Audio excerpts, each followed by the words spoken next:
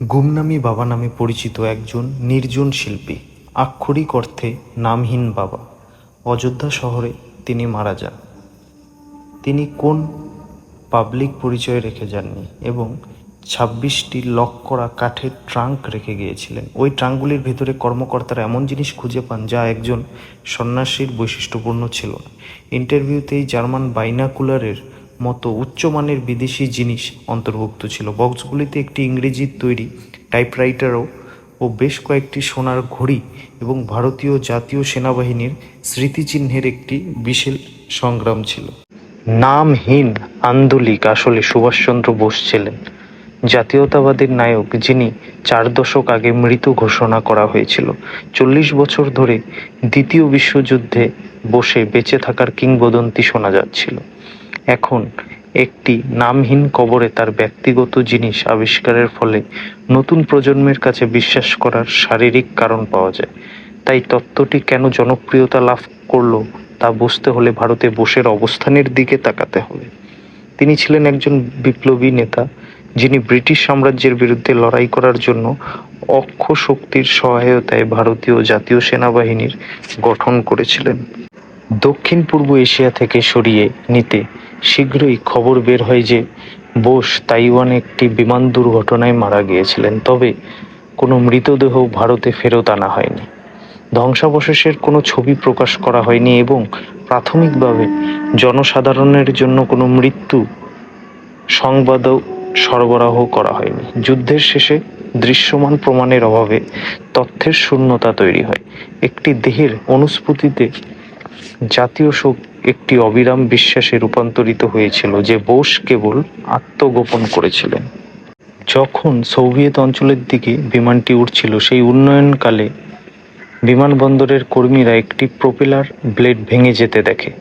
বন্দর সাইডের ইঞ্জিনটি খুলে যায় এবং যার ফলে বিমানটি দ্রুত ডান দিকে ঘুরতে থাকে এবং এটি মাটিতে পড়ে বিস্ফোরিত হয়। বোস জ্বলন্ত বিমান থেকে পালাতে সক্ষম হন, তবে তার বুক ও মাথার ৩য় ডিগ্রি একটু পোড়া ছিল। ডক্টর তানিইয়োশি তাকে নরমাল মিলিটারি হাসপাতালে চিকিৎসা করেন, যেখানে তিনি সেই রাতে ৯টা থেকে ১০টার মধ্যে বোসের মৃত্যুর খবর লিপিবদ্ধ করে। জাপানি ও উভয় গোয়েন্দা সংস্থাই আনুষ্ঠানিক তদন্ত ও বছরের মধ্যে এই তথ্যগুলো নিশ্চিত করেছেন, যদিও জনসাধারণের কাছে এই যান্ত্রিক দুর্ঘটনা মেনে নেওয়া কঠিন ছিল। তবে তদন্তকারীরা একাধিক সাক্ষীর মধ্যে চিকিৎসা এবং যান্ত্রিক প্রমাণগুলি সামঞ্জস্যপূর্ণ খুঁজে পেয়েছেন। যদিও তাইওয়ানে বোসের মৃত্যু হয়, তবে ২৬টি ট্রাঙ্কের মালিকের পরিচয় কেন্দ্রীয় প্রশ্ন হিসাবে রয়ে যায়। মুখার্জি কমিশন গুমনামি বাবাকে ঘিরে বিতর্ক নিরসনে জেনেটিক টেস্টিং ব্যবহার করেছেন। ফরেনসিক বিশেষজ্ঞরা সন্ন্যাসীর জিনিসপত্র থেকে বেশ কয়েকটি দাঁত উদ্ধার করেছেন যা বোসের পরিবারের সঙ্গে একদমই মিল খায়নি। পরে কমিশন নির্ধারণ করেন যে গুমনামি বাবা সম্ভবত বোসের একজন শিক্ষিত অনুসারী ছিলেন। তিনি একাধিক ভাষায় কথা বলতেন এবং ইতিহাস ও রাষ্ট্রবিজ্ঞান সহ একটি বিশাল লাইব্রেরি ছিল তার। ফরেনসিক বিজ্ঞান ১৯৪৫ সালের দুর্ঘটনার প্রতিটি বিবরণ তুলে না ধরলেও এটি জাতীয়তাবাদী নেতার থেকে এই নির্দিষ্ট নান্দনিকতাকে আলাদা করে। বিজ্ঞান নিশ্চিত করে যে একজন আদর্শ অনুসারী তার নায়কের জীবনের অনুসরণ করার জন্য নির্দেশগুলির একটি সংগ্রহ তৈরি করেছিলেন। বোস পরিবারের সদস্যরা উল্লেখ করেন যে একজন নির্জন নান্দনিক হিসাবে বোসের চিত্র তার পরিচিত চরিত্রের সাথে সংঘর্ষিক।